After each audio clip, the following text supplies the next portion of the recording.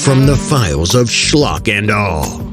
Welcome to Flesh Noir, the home of the straight-to-video erotic thriller.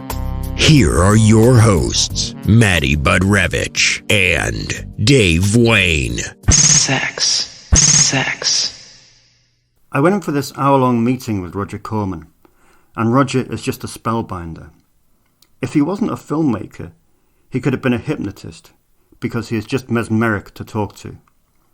He has an intonation that just kind of gets you to wherever he wants you. So he spoke, very cultured, very literate, very fluent, commanding and expressive. And he spoke, and he spoke, and he spoke, and he told me vividly how he wanted a movie exactly like Fatal Attraction, all while never actually saying the words Fatal Attraction. Some words from Jack Canson, aka screenwriter Jackson Barr. Hello, my name is Dave Wayne, and to my right as always is Matty Budrevich. Hello. And welcome to the first episode of Flesh Noir, our journey through the direct-to-video erotic thrillers of the 1990s. And what a place to start, and it's almost like shooting our load too early. So please join us for this premature ejaculation, because we're starting with the benchmark, the Body Chemistry series. Absolutely. Which is, for my money, the absolute best that the direct-to-video erotic thriller has to offer. Without doubt. So let's go back then to Jack Canson. And he sat in front of Roger Corman. Who is he and why is he there? Well, Jack Canson, or as you say, if you're well versed in Full Moon, you will know him by the name of Jackson Barr. Yeah, screenwriter for Subspecies, Seed People, for those that don't know. Mm-hmm. And he had been kicking around Hollywood since the late 70s. Originally, him and his writing partner at the time, they were developing a vehicle for Richard Pryor. And it was called I Was a Negro for the FBI, which in Canson's words, it was a retro-topical race relations comedy. So they got 2 drafts into this script over at Columbia when tragedy struck. Long story short, Richard Pryor, while freebasing on cocaine, set himself on fire. These things happen. They do. And during his recovery, the project just completely fell apart. Right. Everyone at Columbia agreed that this comedy was so zany and so out there and so aggressive in how it challenged racial perceptions and things like that, that only Richard Pryor at the peak of his powers could have done it. Mm-hmm. So Canson kicked around town some more, and he needed a job, basically. Yeah. At the time, his wife was pregnant, his son was about to be born, and so he wrote a movie called Nowhere to Run. What would ultimately be called Nowhere to Run. Now, that's not to be confused with the Jean-Claude Van Damme film.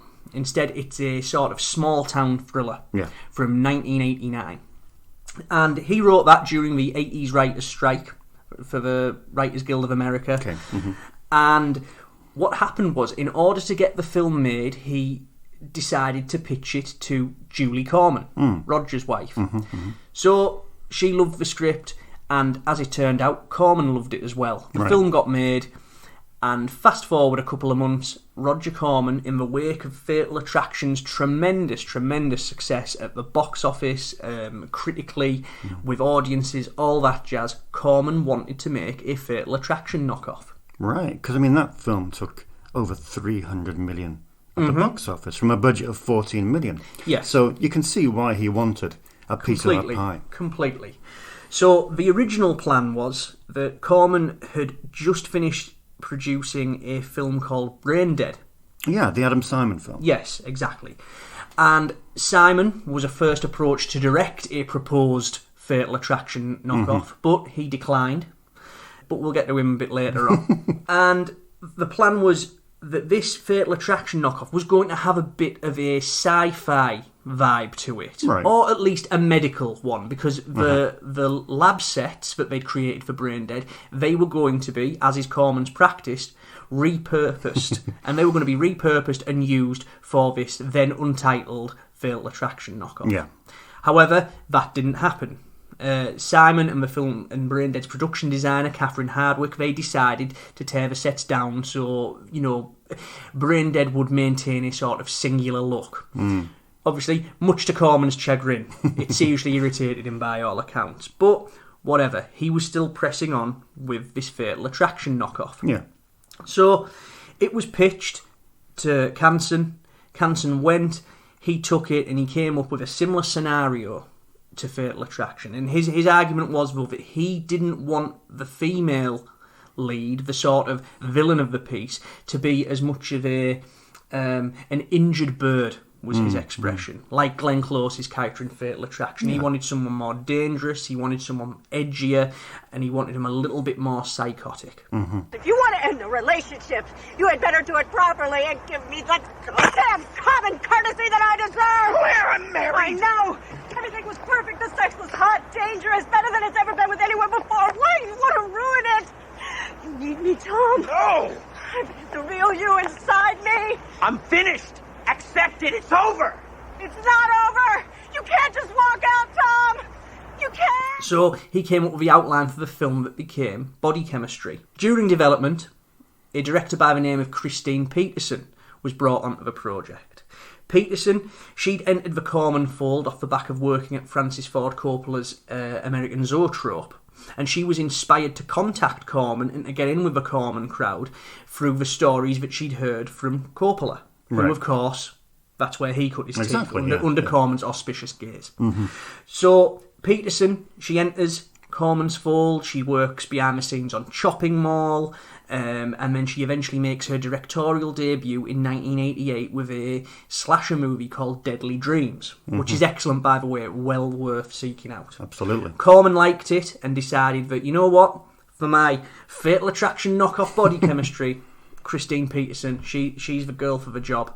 Bold move. So she gets involved and she takes Canson's script, responds to it, meets with him a few times, and her plan at that point is to spice it up a little bit. She wanted to bring her own interests to the project, as any good director should. Yeah. So what she brought to it was she took the idea of a man having an affair and just liking the sex that he was getting, and she was the one who put what we'll go on to discuss, the BDSM and like S&M and kinkier elements to it. Yeah. And she did that in conjunction with a guy called Tom Babes, who had co-wrote Deadly Dreams with her. And so that is how we end up with Body Chemistry.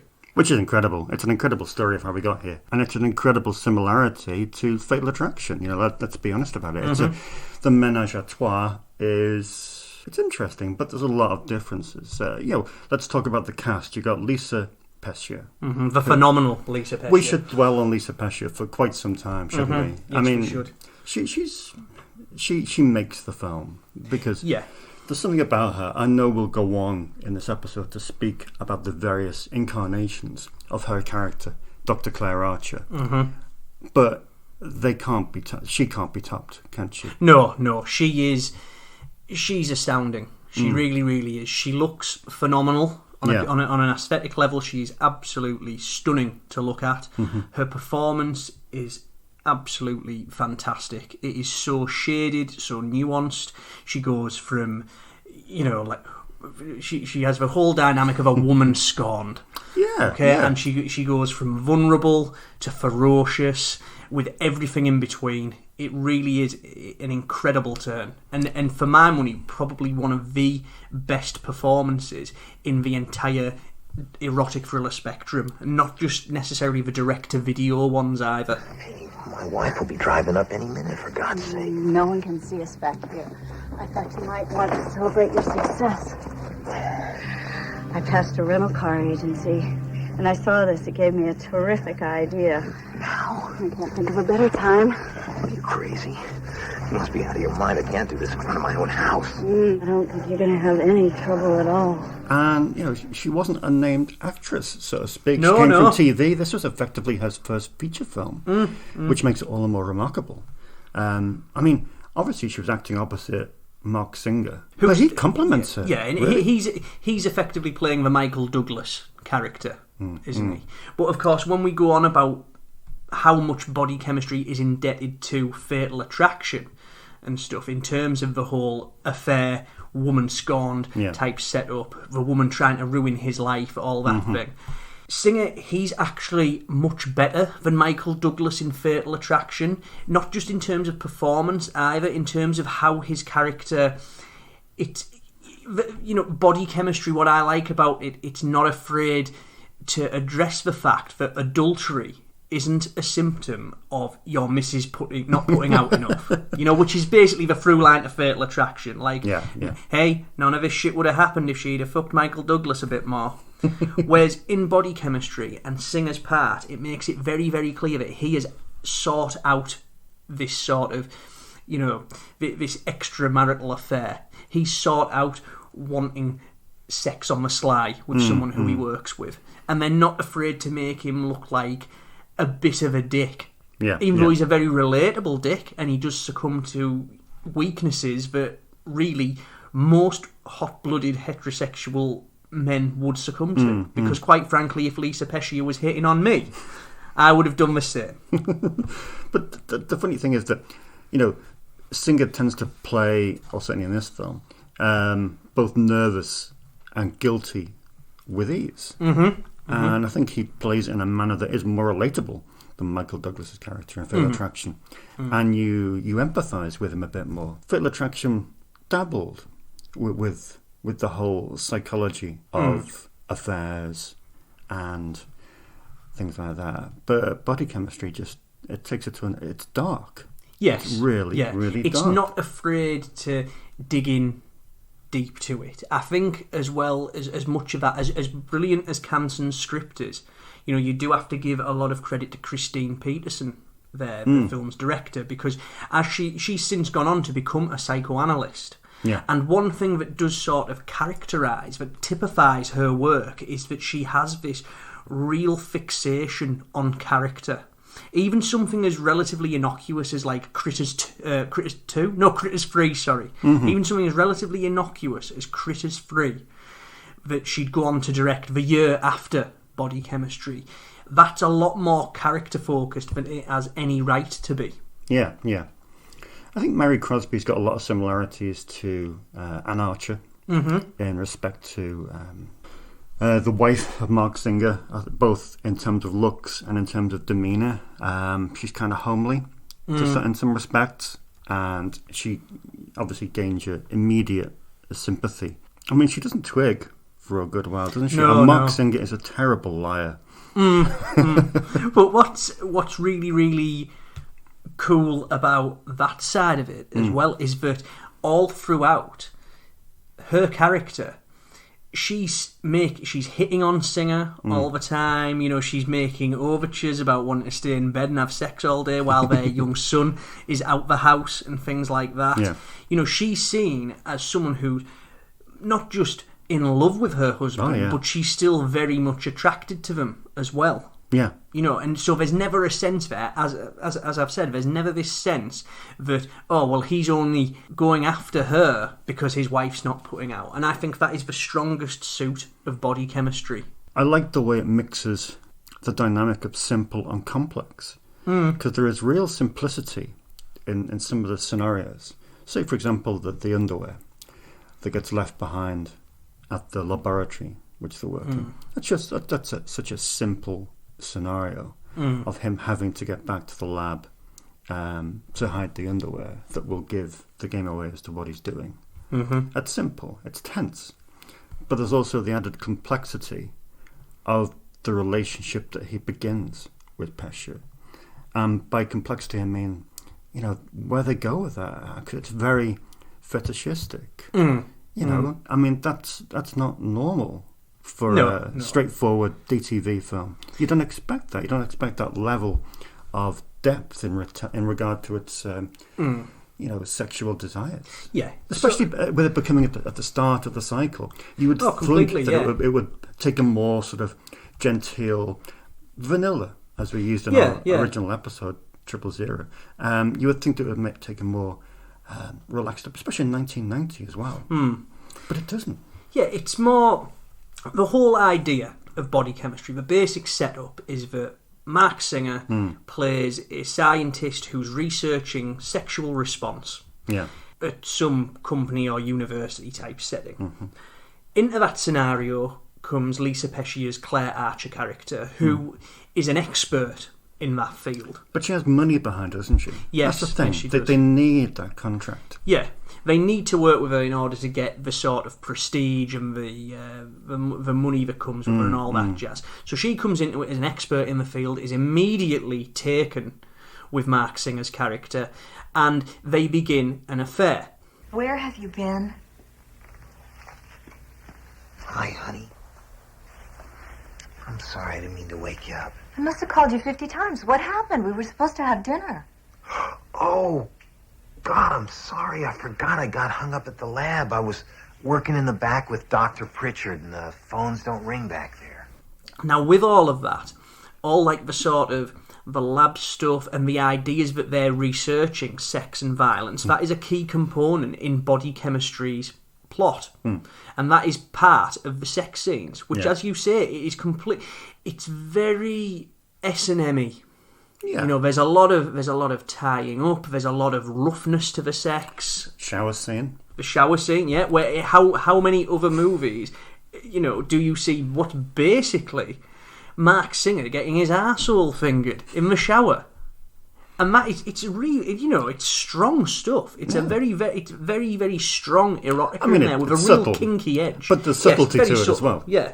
But at the same time, you know, that's what it's dealing with. And it's really cool that it links in all the S&M stuff with the shifting power dynamic, where you know within seconds of Pescia, of Claire Archer seducing Mark Singer's character, you know that she has all the cards. Yeah. You know that it's more than just, excuse the awful pun, a fatal attraction. You know it's more than just because she's offering a bit of rumpy-pumpy on the sly. It's because she's offering an entire world of erotic intrigue and different forms of sexual expression that are so far and away removed from what he probably gets from his wife. Let's speak about the look of the film, because the director of photography is someone really well known. It's Vieden Papamichael, Yes. who is... Oh, I mean, I love the way he shot this film, because to me, if you watch Fatal Attraction, I don't think the extramarital stuff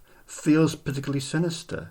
It feels more joyous and more sort of, yeah, come on, Michael, get it on with Glenn Close on the sink. Yeah, there's definitely a sense of excitement to it in Fatal Exactly. Attraction. But here there's a real seediness. Every sex scene is shot very dimly, very darkly, and it's like under the cover of darkness. There's a secrecy to it.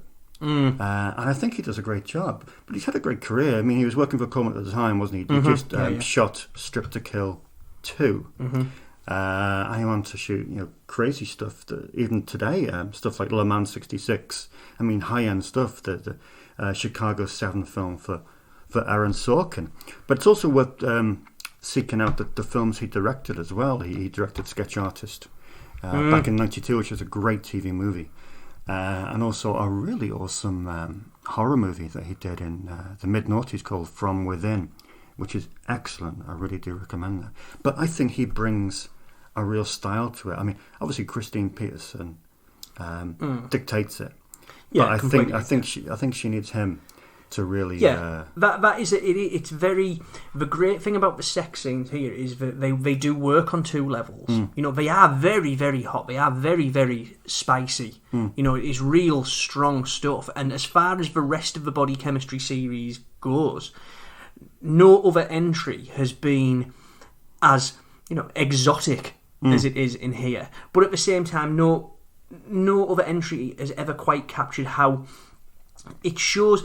It's like the visual representation of Singer's guilt. Each sex scene, that he knows that he shouldn't be doing this, but he knows at the same time that he's absolutely hooked on Pescia's character. He's absolutely hooked on Claire Archer, and it's great how every single one of those sex scenes is so oppressively lit. And so, like, almost nightmarishly so. Yeah. I mean, obviously there's a real noirish kind of theme to the whole film. But it was interesting to read that quote that you got. I think it was about the way the character of Claire Archer was dressed. Yeah. And it was the opposite to the conventional femme fatale. You know, she was very beige, wasn't she? Very drab, not the archetypal red lipstick and, you know, sexy clothing. It was more of a subtle... Yeah. There is a great... you know, like, as good as Glenn Close is in Fatal Attraction, she does become very over the top. You know, she is very shrewish to begin with, I always think. Whereas Pescia's performance here, it's a much more gradual turn into madness and obsession. And that, again, there's a lot of clever stuff in terms of the subtlety to the makeup on her, where her face starts to like contort as the film goes on. It becomes much more angular and more shaded and more frightening to look at as it goes through. And it's all very, very subtle. Like, even me explaining it now probably makes it sound a lot more obvious than it actually is. No. Because it took me a couple of times of watching Body Chemistry over the years to actually notice how much her face changes as it goes on, and she becomes much more of like a bogeyman type presence as she's just systematically going about destroying Singer's character's life. Excuse me, Dr. Redding, but Dr. Archer's on the phone for you again. I told you to tell her that I'm not here. I did, but she won't take no for an answer. I don't know what to do. Yeah, I think it's encapsulated in that final sequence, the party scene, which is just... I love that sequence. I mean, my favourite bit of that actually revolves around Mary Crosby's character, you know, who is Mark Singer's wife in the film. And just this moment where Claire Archer and Singer's character are having this kind of fierce argument in the garden, and then she appears at the sort of French window, and the camera just gently pans into her face, and she just says, Hello, everybody. And it's just wonderful. It's just, you know, it's the antithesis of the fireworks and all hell breaking loose. Just that calmness. And I think that is what... I mean, that is an incredible scene. It's the penny dropping moment when she realises that her husband has been fucking Pescia's character. And the heartache on her face is magnificent at that point. And even Singer's expression, you know, this sort of, oh shit, and this rapid backtracking that he tries to do. You know, that feeling, that hangs over the whole film. This quiet... fizzing dread, and it's wonderful, and you can't look away from it though, because ultimately Pescia's performance is so mesmeric. You know that if she wanted to get her claws into you, there is nothing you could do about it. No. You are stuck in the spider's web, and she is bringing you in. Well, we see that from Freddie, who of course is Singer's character's best friend, work colleague, because when Freddie arrives at the party, he has Lisa Pescia in tow, because again, she's got her claws into him, just to enable her to get to this do. But, I mean, we mentioned it briefly earlier on, but how revolutionary is that ending? You know, just the fact that he doesn't get away with it. And the fact that we've seen so often, as you say, in films like Fatal Attraction, that, you know, Douglas somehow goes back to his wonderful marriage with everything's Archer, and everything is fine.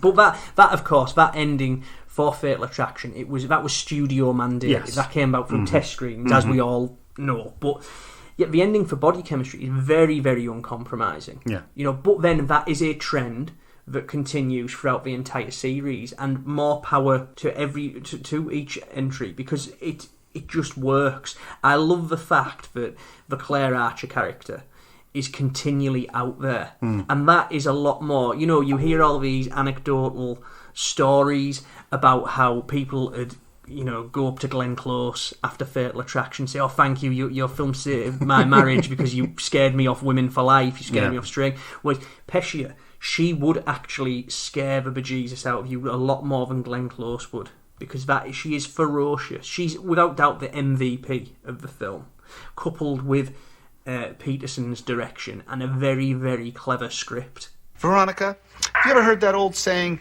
today's the first day of the rest of your life? Vivian. Well, forget it, Vicky, because things can only get better.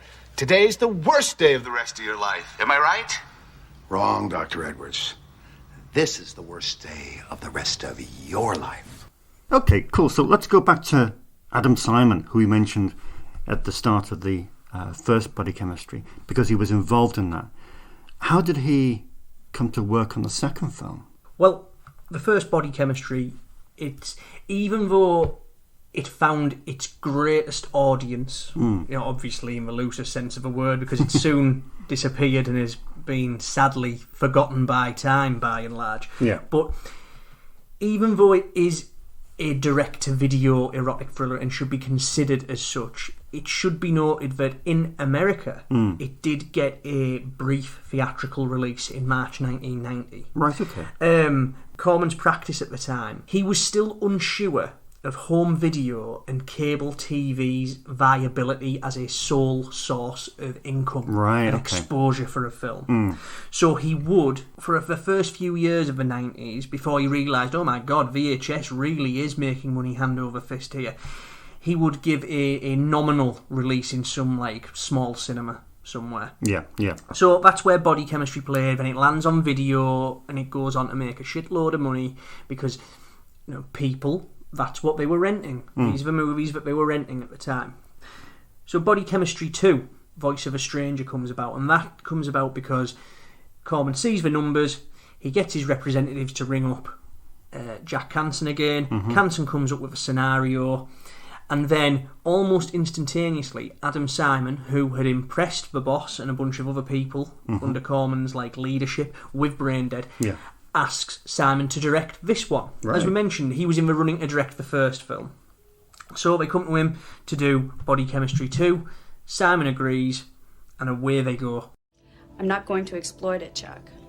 I want to make your listeners aware of the biochemical changes in their bodies and how that affects them so they can better learn to accept themselves. Claire, that's what bothers me. Biochemical changes. It's just chemistry, Chuck. Simple body chemistry. Obviously, we've got a returning Lisa Pescia.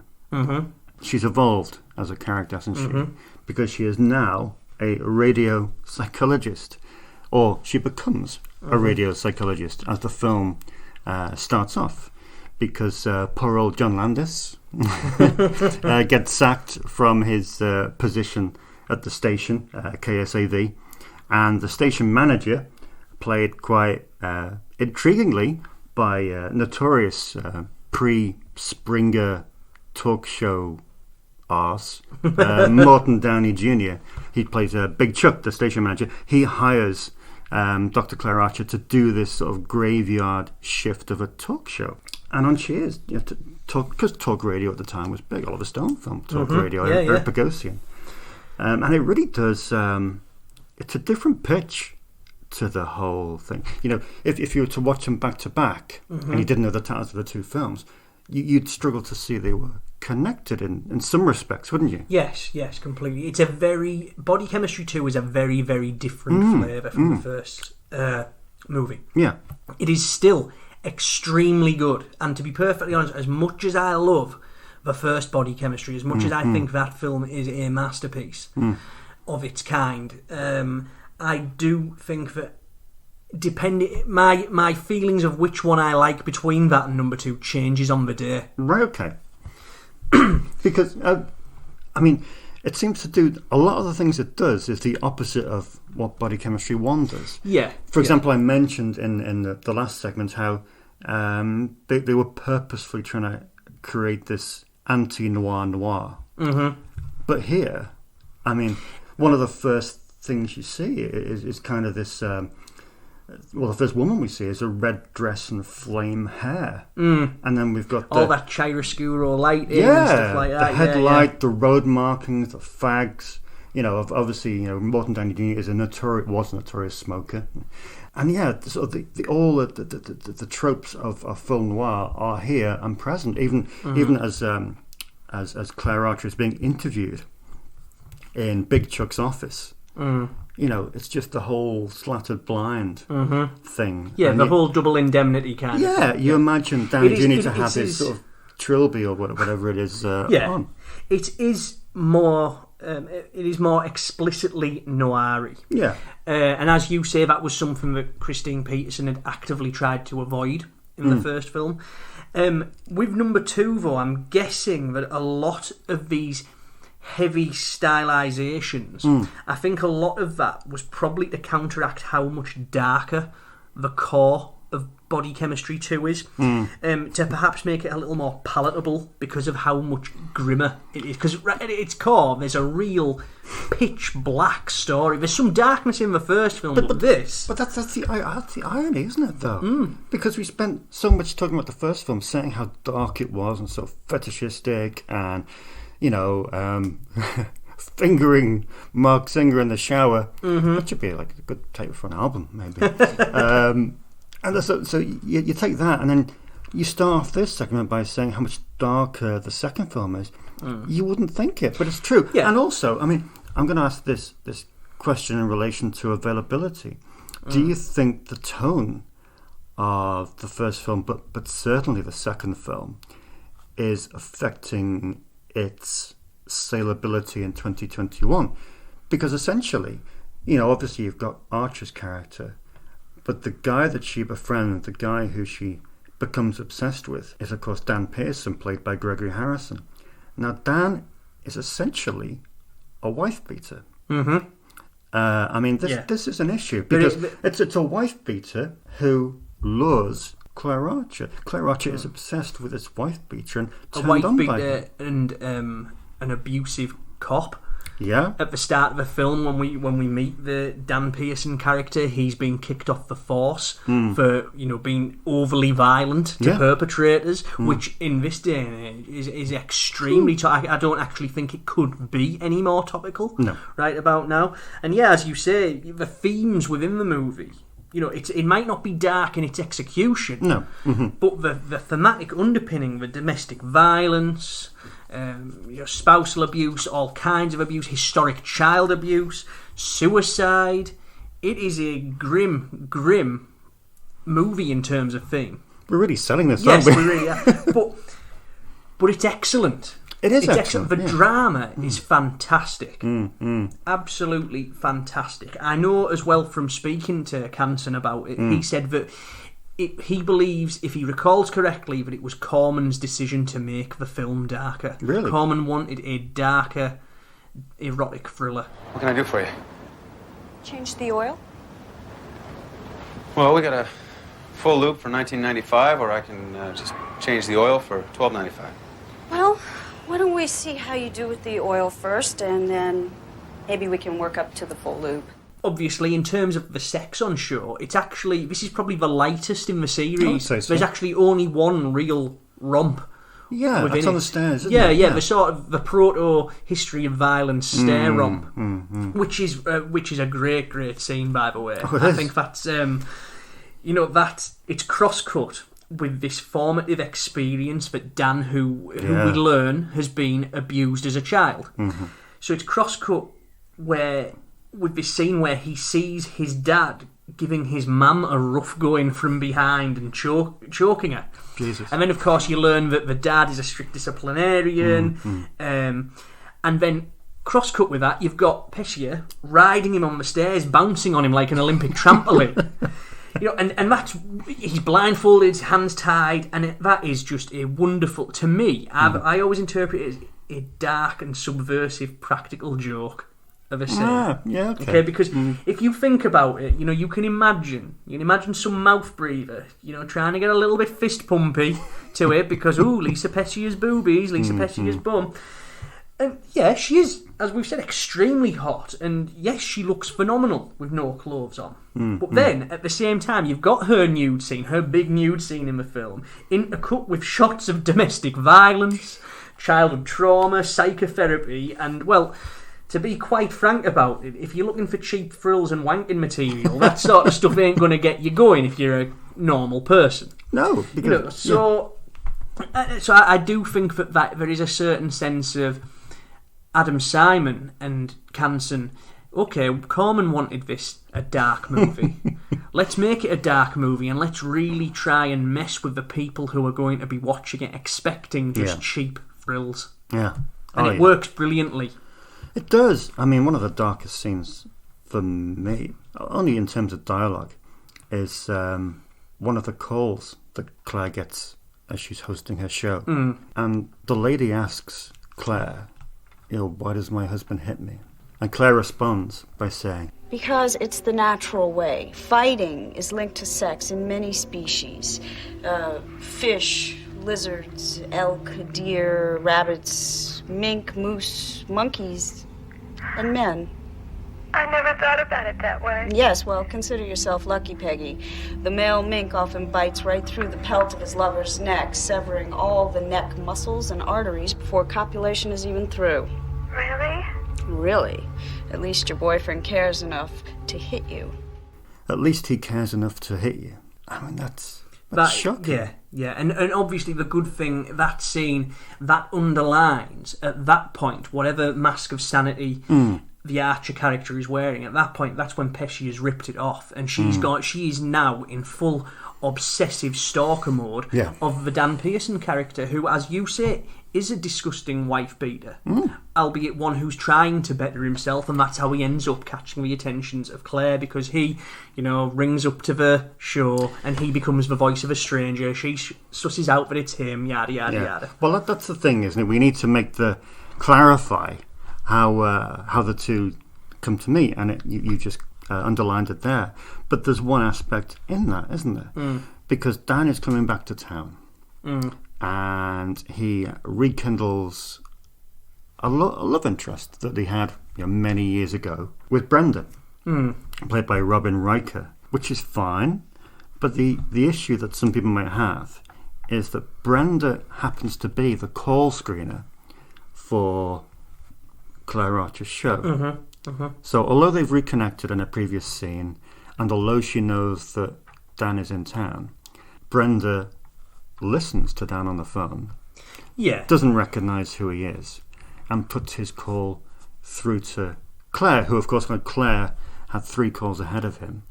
But naturally, because Dan has a desire and a love for rough sex, that's what catches Claire's eye. And it is a bit of a logic leap that she doesn't recognise his voice, especially as he doesn't disguise it. No. Stuff. However, what I really, really love about it is the sense of there is almost like a pitiful element to Claire's character in this, to the Claire Archer character in this film, where that she's found her kindred spirit, that she would be she's really into that sort of sadomasochistic side of it, and she enjoys being roughed up. And I think it's fascinating that she's making overtures to him and pretty much wanting like a violent and nutty sexual relationship with him while he's trying to hold it in and become... I think the dynamic between them's fascinating. That she's actively pursuing someone who is an abuser. And he's trying to shun her to stop his worst impulses from rearing their head again. And I think that is it's fascinating, particularly the scenes in which Lisa Pescia and Harrison are playing off against each other. There's a great dynamic to them. She does a lot of talking. You can see her, trying to catch him out with her verbiage and things like that. And he's just silent and just soaking it all in. You can tell that he's intrigued by her. There's a wonderful, wonderful scene in the junkyard where when she's rumbled that Dan is the secret caller who's been ringing in, where he's got his back to her and he's outlining all these weird things that he thinks and that he needs, like therapy and all that, and you can she's rubbing her neck and you can clearly see that she's very titillated by it, and there's that danger of her as a character and that sort of frenzy and the madness, and it's wonderful watching Pescia go through those emotions. How do you think that Gregory Harrison deals with the material? I think he's fantastic. He's excellent, He's every bit as good as Pescia is, I think. But then again, the same with Mark Singer. I think Mark Singer made an excellent foil for her in the first Body Chemistry. Because Harrison has previous, a couple of years later, he was in one of my favourite erotic thrillers from the 90s, which is Howard Evans, which William C. Martell wrote. And I thought he was great in that, mainly, associated with TV for a long time, stuff like Falcon Crest and Trapper John. But I think he can match Lisa Pescia, sort of step for step. Here, I definitely. think absolutely superb, and I think he brings out the best in her as well, because she amazing that she was in the first film. I think she equals it easily, with ease, in this second film. Adam Simon didn't want to do this, as we talked about, but he does a good job here. You know, considering he'd gone to do Carnosaur, you know, 2 years later. The mighty Carnosaur. You know, in that 3-film...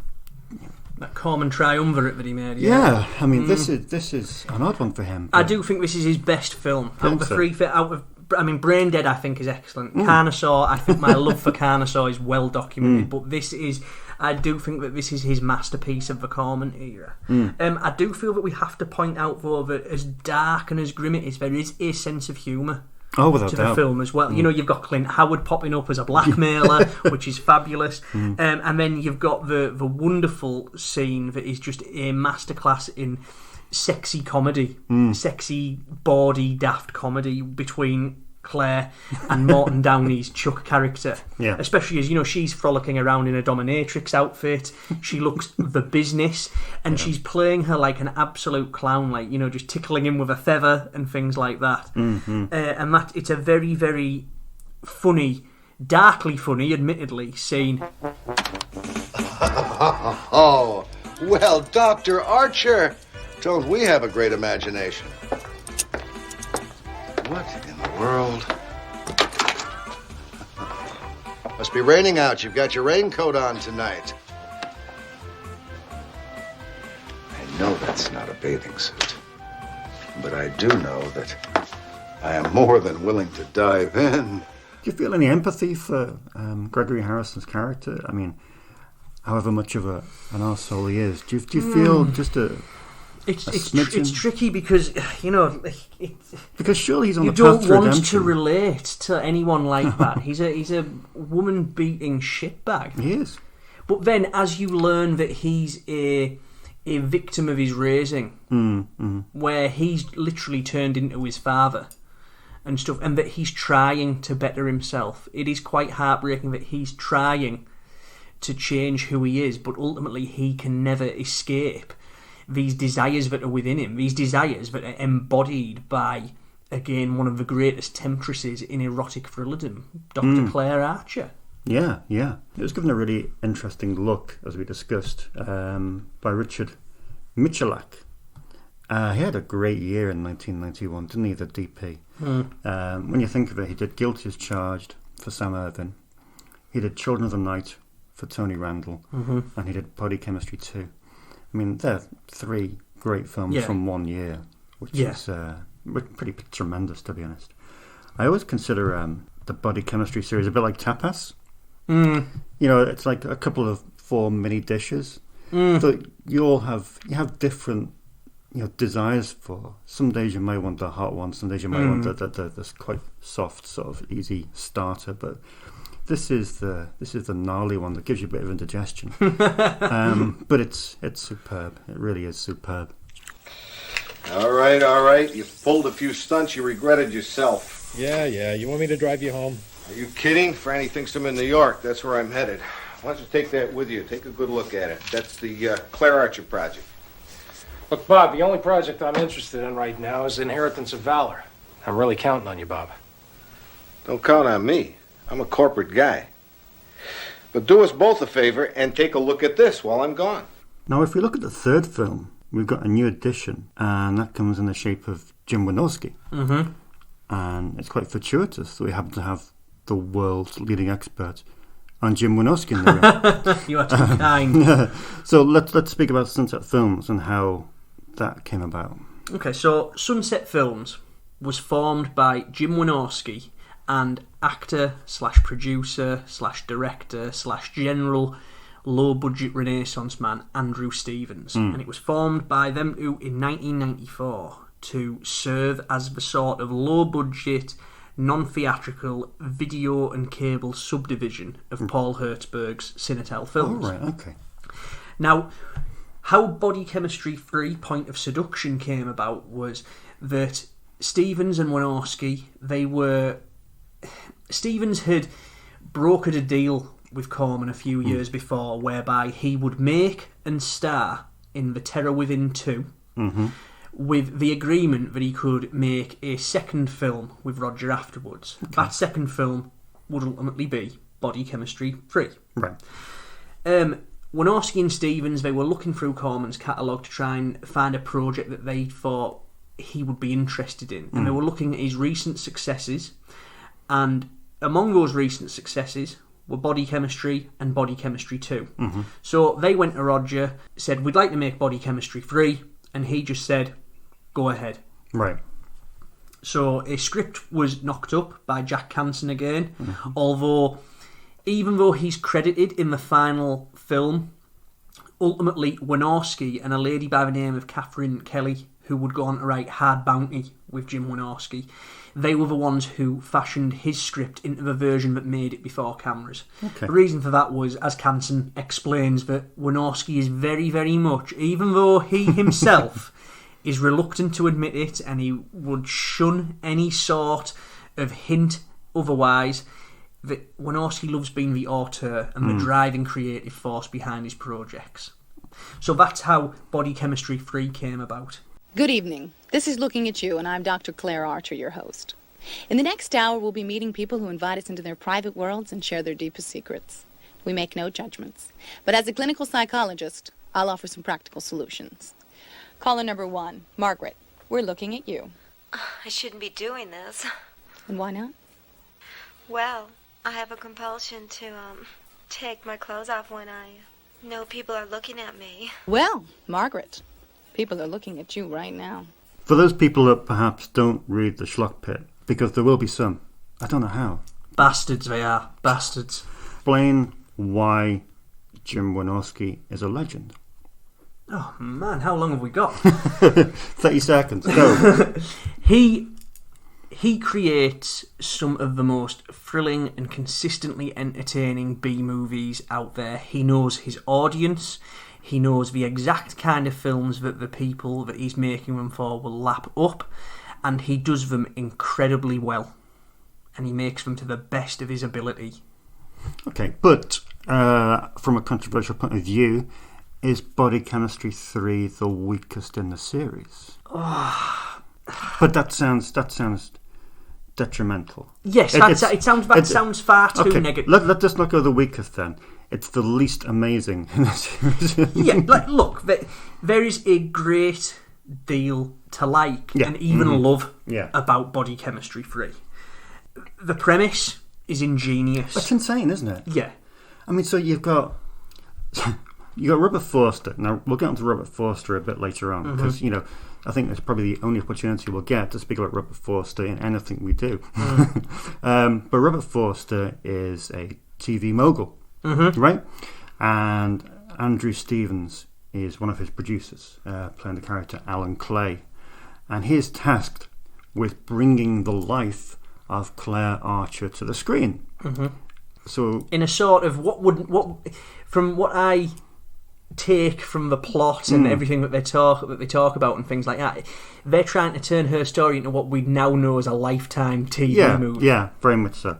Alan Clay, of course, is married to Beth Cheney, played by Morgan Fairchild. And Morgan Fairchild, at the time, was a renowned kind of soapy actress. And here she's playing a renowned kind of soapy actress. Yeah. So there's all kind of meta references and stuff like that. It's really trippy. It's really ambitious, isn't it? Yeah, and as a Wynorski movie, it's an idea that he has a lot of fun with, because, his handling of the material, it's typically muscular, very stylish, wryly histrionic in that quintessential, not quite tongue-in-cheek, but sort of pantomime-y, over-the-top way. Well, I think, sorry to interrupt, I think that that's encapsulated by the first two entrances by the new Claire Archer, who of course is played by Shari Shattuck. The first entrance and the second entrance are both very similar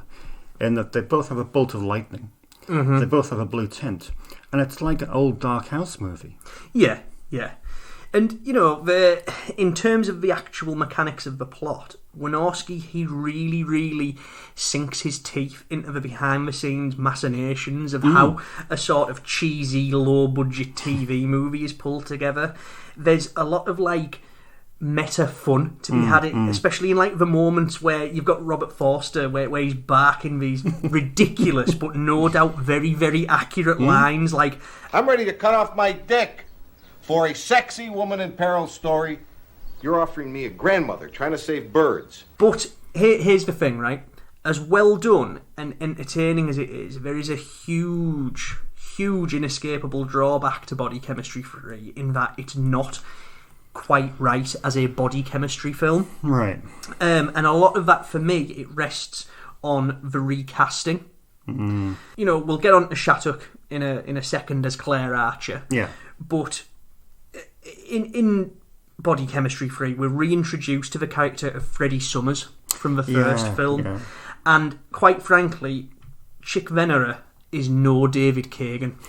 I like him, though. I like it. I do like him a lot, yeah. Do not get me wrong. If judged as a standalone film, which, by the way, was Wynorski's intention. Okay. He did want to make it a standalone film. He wanted people who hadn't necessarily seen the first two to enjoy it just as much as people who had seen the first two Body Chemistries. Same again when it came time to making Body Chemistry 4. But in Body Chemistry 3, the Freddie Summers character, he's abandoned science in favour of screenwriting, and he's the guy who's writing the Claire Archer story for Stevens. Yeah. And in the process, of course, trying to bring her to justice, because if you've got to this point, I don't think it's any spoiler to say that she gets away with murdering her lovers twice. Yeah. Now, Chick Venera's interpretation of Freddie Summers, the womanising and the sage-like charisma of Kagan is gone. And here, Summers, he's just another neurotic wannabe filmmaker type. In that casting vein, I don't think any sort of damage is done by recasting Lisa Pescia. Okay, Pescia would have been brilliant as Claire Archer in any guise, and it would have been fantastic to see her in Body Chemistry 3 and Body Chemistry 4. But as Wynorski is the auteur, he wanted to see someone slightly younger, in his words. He wanted to just see someone a bit with a more fresher face in the part. So obviously he casts Shari Shattuck, who, in a weird twist of fate, had worked with Body Chemistry's director Christine Peterson on her excellent thriller Low Level. Yeah. It's Freddie Summers. Do you want to take it out there? No, honey, thanks. I'll take it in the office. Okay. Freddie. I almost forgot about him. I want to fuck you right here, right now. You're a very unusual woman, Claire. More than in your wildest dreams. I guess if you weren't, I wouldn't want to make a movie about you, would I? No. You wouldn't.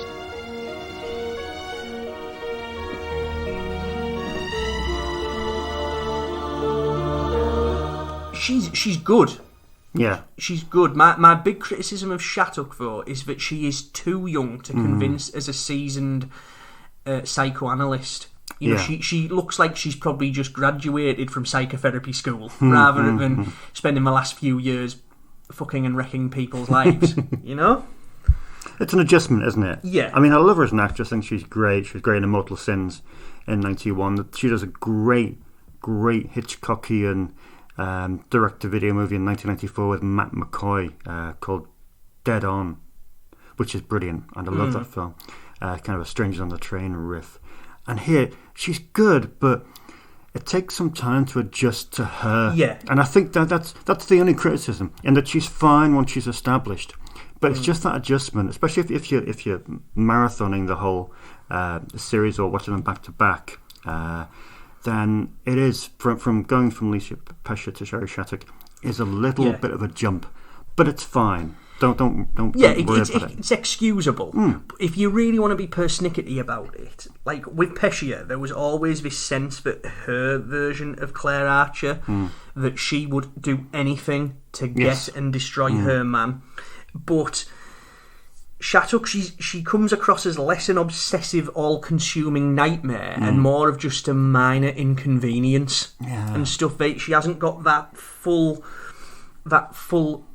nightmarish quality that Pescia has. Yeah, but how much of that can we sort of pin at the door of Andrew Stevens? I mean, we love Andrew Stevens. I mean, he is an absolute icon of a producer, of a director, of just establishing so many amazing direct-to-video films in the 90s. He is an absolute legend. However, when it comes to a romantic leading man in an erotic thriller, he's not the greatest. He's very ineffectual. And we mean that with the greatest of respect. With the greatest of respect to the guy, because he has probably done more for the erotic thriller than anyone else I can think of, with the possible exception of Jag Mundra, director Jag Mundra, who Stevens, of course, worked with on Night Eyes. But what you said there about a romantically, that's the thing. That's my issue with Stevens in Body Chemistry. He plays him as a romantic leading man. You know, in the previous Body Chemistries, the targets of Claire Archer's obsessions, they were real and flawed individuals, often with a lot to lose personally and professionally. Here, though, Stevens' character, his on-screen marriage to Morgan Fairchild, that appears to be image and status based to begin with.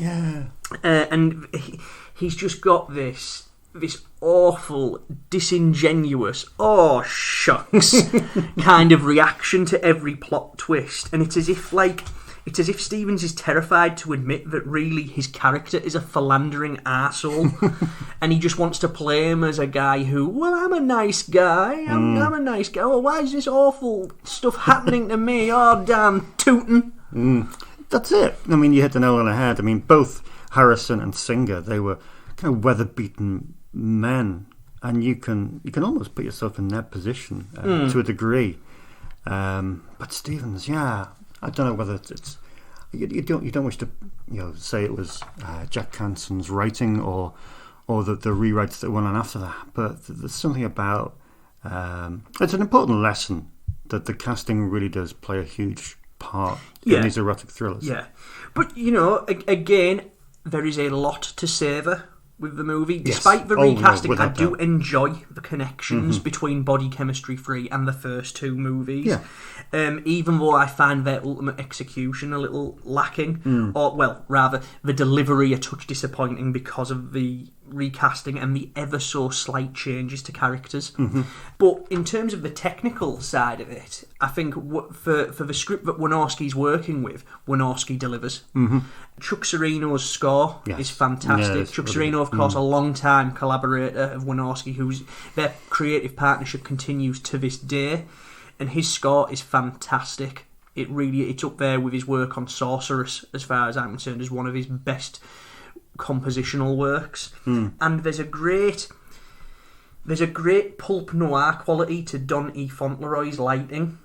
If you look around Claire Archer, if you look around Sherry Shattuck's eyes, it's got that Morticia Adams effect, and that's a very, very nice touch, and it works very, very well here in Body Chemistry 3. So it's very stylish, and it certainly fits better here than it did in Munchie Strikes Back, which Fauntleroy shot for Wynorski, where for some strange reason they shot Leslie Ann down like a femme fatale noirish kind of character, even though she's the suburban mum in a kid's flick. But hey, I guess that's because Fauntleroy's married to Down, isn't he? So he probably wanted to make his missus look as hot and as sultry as possible, even in the middle of a kid's flick. Indeed. But it does work very, very well in Body Chemistry 3, and stylistically alone, again, it's got that robust and muscular sense of movement that is the hallmark to many a good Wynorski film. You shouldn't have tried to cut me out of that movie deal, Claire. All I was trying to do was start a new career. Let's talk about that career. Where'd you get that picture? I've been doing my homework. You're in big trouble, you know that? I may even have you nailed for murder. Shut up, Freddie. I didn't come here to fight. I came here to fuck. You spoke to Wynorski for a while. How did you find him? I love the man. I think he's fantastic, but he fucking hates me. I think he hates me with a passion. I think I'm just a pain in his ass, to be quite frank. And you know, Jim Wynorski's Jim Wynorski. I respect him. I think he's an absolute genius, but I really don't think he has any time for the sort of analytical and interpretive bullshit that I subject him to. Do you think that? I mean, obviously they don't get on these days, but do you think Andrew Stevens' involvement acts as almost a harness for Wynorski a little bit? Do you think he can't completely be his auteuristic self with Wynorski there producing? Do you think it held him back a tiny bit? No, I think that from what I can gather about their partnership, Stevens, you know, it's very much how Stevens was with Fred Olen Ray as well. Just let them get on and make the movie. Right. And I think that under Stevens' sort of gaze, Wynorski has made some extremely auteur movies, particularly if you look at the sort of military hardware type thriller pictures that he made at the turn of the millennium and things like that. And then even things like Vampirella, which even though Wynorski hates, it drips Wynorski. Yeah. You know, and that was produced by Stevens. I don't think there's any sort of creative interference from the part of Stevens. I think that he was likely just encouraging Wynorski to quote unquote do his thing. Shout out for obviously Stella Stevens, who appears as always. She was in Andrew's Mum, of course. Yeah, kind of a history in these films. She was in Jack Mundra's Last Call, wasn't she? And A Woman Scorned with her son, which sounds rather perverse. And of course, yeah, Robert Forster, who nowadays we sort of consider his career to be post Jackie Brown only, almost in some circles. But around this time, I mean, he was feeding on scraps to a degree, but he still did some great roles. I mean, I know obviously Scanner Cop has suddenly entered the public sphere, and he was in the sequel, Scanner Cop 2. Oh, that's right. Yeah. Yeah, due to its completely. I was wondering where you go. I was like, yeah, because it's obviously come out on Blu-ray, and before Blu-ray it didn't exist. I met Peacemaker. Is it Peacemaker? No, Peacekeeper. Peacekeeper, the Kevin Tenney film. That's right. He's excellent in that as the. Oh, yeah. Is he or isn't he a psycho alien? But yeah, I mean, feeding on scraps or not, he did some great roles. I mean, Fred Williamson had him in South Beach, and that was a cool little film. And also after Body Chemistry 3, he went on to do a couple for Bill Lustig and Larry Cohen in Original Gangsters and Uncle Sam, which were pretty awesome as well. I'm compulsively early. Dr. Claire Archer. Call me Claire. Won't you sit down? Thank you. My wife Amy is an editor at Masters Publishing. Swears by your book. Quotes it often. Well, one of the problems with writing an explicit relationship manual for the bedroom is you get quoted at the most inopportune moments. Yes, well, what can we do for you, Dr. Archer? I need counsel. It seems I've become the prime suspect in the murder of Alan Clay. You know, the TV producer? Why have we begun by covering this franchise first? I mean, we could have begun anywhere. There's 100, 150, maybe 200 films of this era, direct-to-video erotic thrillers. So why does Body Chemistry make sense to start with? Well, other than the fact that they're amazing and I just pretty much press ganged us into like, we have to do Body Chemistry first. We have to do all the Body Chemistries first. Other than that, what I really love about the series is that you can track the direct-to-video erotic thriller trajectory through it. I know that we said that the first film did play in limited release stateside, but for most of the world it was straight-to-video, particularly here in the UK. It was a straight-to-video title, released via 2020 Vision, if memory serves, as was the sequel. So the first film, that's important because it's the start of the erotic thriller epoch. It is, you know, ground zero. Yeah. It was a Fatal Attraction rip-off, right down to the most amusingly shameless rip-off bit where a boiled crab replaces a boiled pudding. You know, so that's the start. That's the, okay, this is the start of us lifting these Hollywood movies and making direct-to-video type versions of it. The second one, that was as the erotic thriller was starting to pick up steam, so it went straight to video and it started sitting comfortably on shelves with all the other erotic thrillers that were starting to pop up.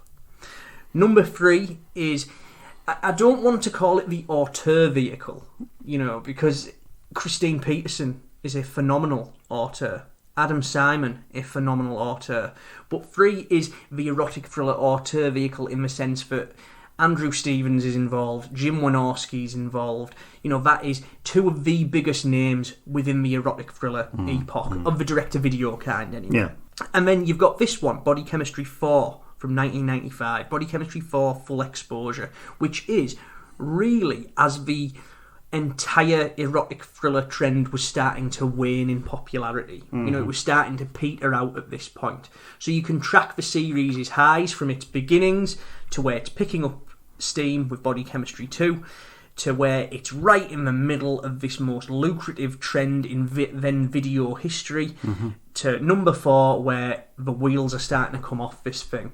Yeah. But not in terms of quality. No. Not in terms of quality, because Body Chemistry 4... It's an improvement over Body Chemistry 3, and even though Body Chemistry 3 is still very entertaining, Body Chemistry 4 is better than 3. Is it wrong or misjudged to say that in some ways you could view 3 as being the setup and 4 being the payoff? No, that's very good. Yeah, I can see that. Yeah, that's a very good... Because you could look at it that way. They're so intrinsically linked. That they dovetail beautifully together. And for the first time, you mentioned Karen Kelly having some of the rewrites for the third film. It's here that she has the sole credit. Yes. I mean, she's an old hand at this kind of thing. I think she did 11 films of this era. She did a lot of erotics, didn't she? She did stuff like Illicit Dreams, A Woman Scorned. She did a Poison Ivy movie as well. Was it 3 or 4? I think 3, was it? 3, I think, yeah. So yeah, she knows how to formulate these scripts. And I think she does a great job. Yeah, very, very much so. As a whole, Body Chemistry 4 is a very, very good end to the series. But again, that's despite the absence of Lisa Pescia as Claire Archer. That does still sting a little, because the character as she's presented here is much more in tune with the character from Body Chemistry 1 and Body Chemistry 2. Again, it's directed by Jim Wynorski, and the big plus here is that he returns to the more serious tone of Body Chemistry 1 and 2. We've discussed he's quite a rambunctious and mischievous filmmaker. Yeah. And, Body Chemistry 3, as we said, that was pitched fairly broad. But if you like Wynorski, you are probably well versed in the fact that his occasional dips into straighter and more serious territory, they often yield brilliant results. So just look at The Haunting of Morella, or Ablaze, or Sorceress, which is... the perfect bedfellow for Body Chemistry 4, thanks in part to its lead, Larry Poindexter, effectively playing the same role here. Simon? Got a minute? Oh, yeah, I got a minute. I'm going to trial in the morning, and I'm completely unprepared. My client is full of surprises, and Lane has picked this particular time to go insane. Yeah, I got a minute. Lane came into my office earlier, ranting and raving that you were having an affair with one of our clients. Is that true? No. Lane is acting like a possessive child. She's had a problem with Dr. Archer ever since she walked in the door. Good. I told you you're too smart for that you'd never have an affair with a client. Good luck in court. So in Body Chemistry 4, Poindexter, he plays a guy called Simon Mitchell, who's the high-flying defense attorney who comes... He's employed by Archer after she cherry-picks him to represent her in the murder trial for Alan Clay, who, of course, was the TV producer that Stevens played in the last movie. And basically the thrust of the plot is a courtroom drama where porking Claire Archer is part of the deal, basically. Yeah. So we've got a new Claire Archer, haven't we? I forget her name. Go on, remind me. It's an actress who's never done anything before or since. Tweed. Shannon Tweed. Shannon Tweed. Rings a bell. I've seen her somewhere before. But no, I mean, that adds a weird dimension to it, doesn't it? I mean, here's this the queen. The queen of the straight-to-video erotic thriller. 4 or 5 years in from her first first her debut in this genre, and here she is doing the 4th entry in the Body Chemistry series. Yeah, it's quite unique. One that she doesn't own the whole. She wasn't in these for the start. That's fine, but it's unusual for her to come in so late. But she makes a great impression. Oh, she's very. She's very, very good. I really like her iteration of Claire Archer a lot. As well as looking phenomenal, because as we said, she is the queen. She's the queen of this. As an actress, Shannon Tweed, she is too rarely given the credit that I think she deserves for her creative choices. And in Body Chemistry 4, it's a bit like Sherry Shattuck in number 3 at first, because it's kind of jarring, but she's got this strange spidery physicality that she sort of evokes in Body Chemistry 4, and that pays dividends by the film's close. When she's got this iciness about her, and even Wynorski, when I spoke to him about it, he said that she comes across as quite aloof on screen, and that was the presence that he wanted for this version of Claire Archer. And that iciness, it's kind of tough to accept to begin with, especially when you compare it to how Lisa Pescia at first, in Body Chemistry 1, she sets this charming trap where she comes across as sort of demure and nice and pleasant and stuff. But Tweed really works in Body Chemistry 4, this spidery quality, when she flips what I'd call the Black Widow switch. When she goes full on obsessive psycho lady. I made a mistake, Claire. I should never have let things go as far as they have. This is, at the very least, unethical, and it has to stop. Now, I love my wife. Simon, you just can't switch off something this passionate. I can, and I will. Now, if our encounters can't be at a professional level, then I will remove myself from this case. No, you're not walking out on me. You're not going to leave me, and you're not going to leave this trial. If you try to withdraw from this case, I'll make sure everyone knows you've been fucking me. For me, I think one of the most genius aspects of the film is the fact that we've had a threesome in the first 3 movies, but for number 4 we get a foursome. Yeah. And that is a great twist, isn't it? To explain, obviously, you've got the guy who is Summer Mitchell, and 3 women are obsessing over him. Yeah. Which is quite something. Obviously, Shannon Tweed in the role of Claire Archer.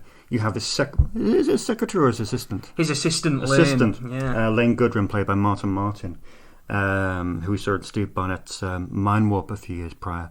And then, of course, we have his doting wife. It's a great Leslie Ryan from The Assault. And it's a really unique foursome. This guy is in heaven. Yeah. I mean, they're all very attractive women. Yeah. Especially Lane. I think she's probably the most attractive woman in the in the ensemble. Yeah. And it's really, I love how you've got his wife, then you've got his secretary, who is ostensibly his work wife. Yeah. And then you've got Claire Archer leading Poindexter's character on a merry dance, and she's manipulating his wife and his work wife against each other to make his wife think that he's having an affair with Lane rather than fucking his client Claire, and it's that dynamic's great. It leads to a few good, really darkly farcical situations. But that ruse goes far into the film, doesn't it? Yeah. So as you say, the triangle thing, it isn't just a triangle between him and his wife and Archer.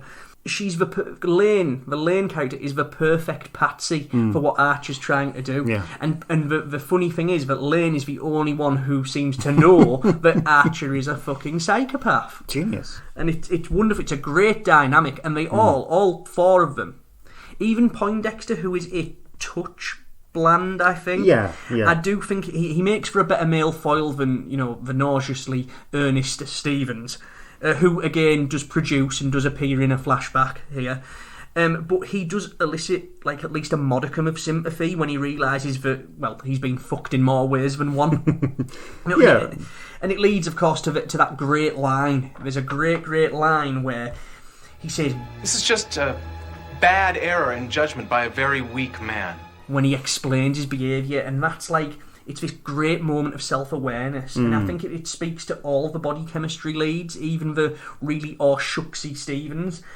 And it's wonderfully fitting because it's pretty much his final line in the last film of the series, and it sort of sums up the Saga's male characters to a T. Oh, yeah. And again, it links back to what we've said where, you know, this series is unafraid to make the men look like the arseholes, but they are.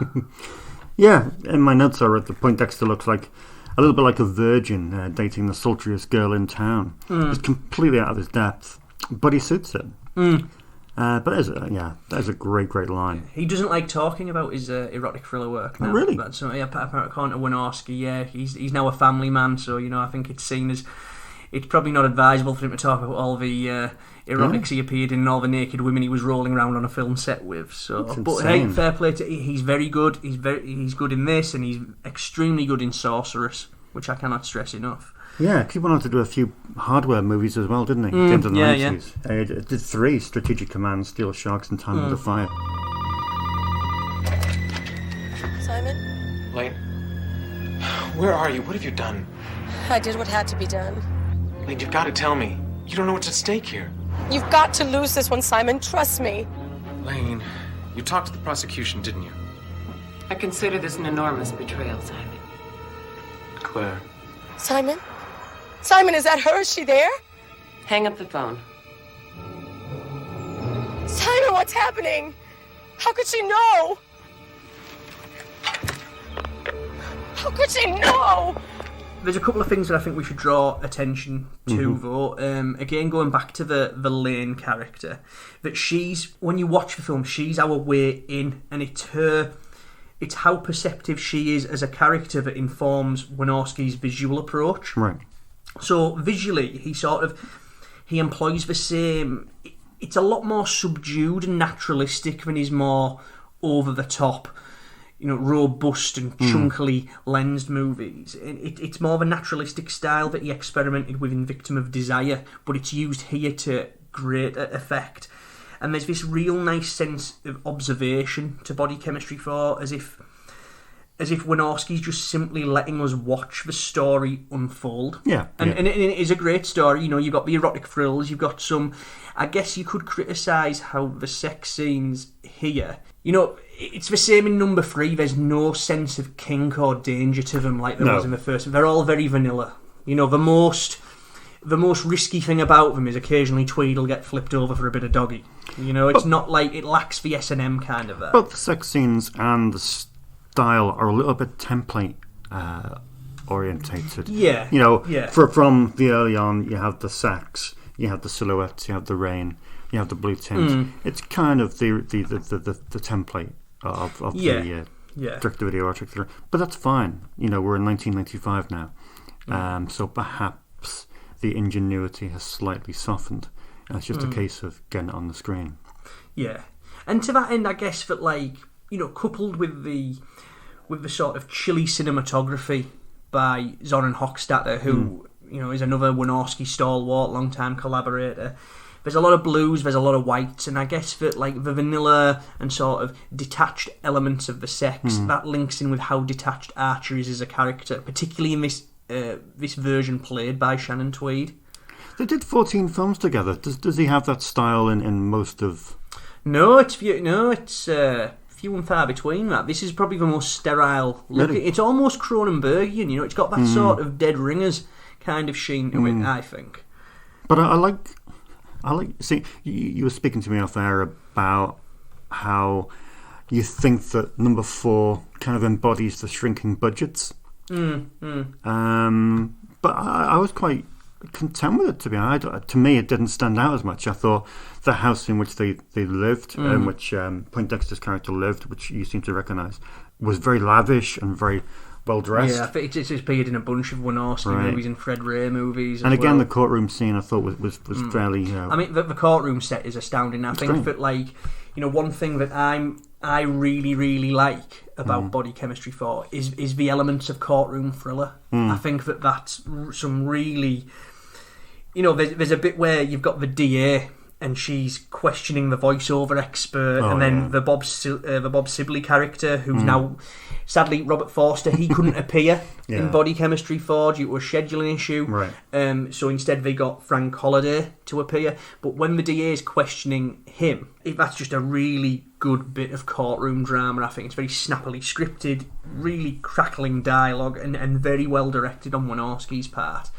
And I do like the courtroom aspects, particularly the topicality of them. You know, if I don't think it's any sort of big leap to say that there's definitely shades of O.J. Simpson in Body Chemistry 4.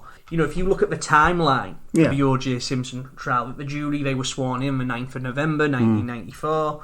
The opening statements were made on the 24th of January 95.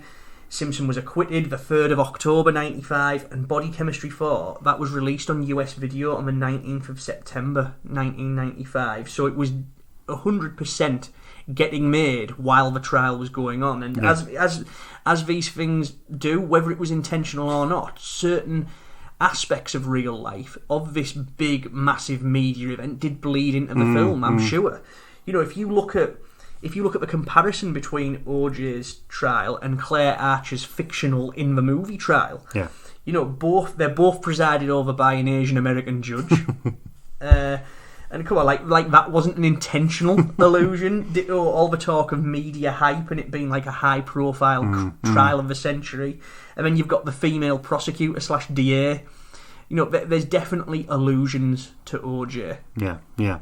Okay, so that's pretty much the whole franchise done, isn't it? Mm-hmm. Yeah, there was never any talk of a number 5. Wasn't there? Wynorski, no. Supposedly Corman, they got the numbers back from Body Chemistry 4, and while it made a little bit of money, it was, well, the trend's dying. Right. Let's not return to the well too much. Yeah, that makes sense.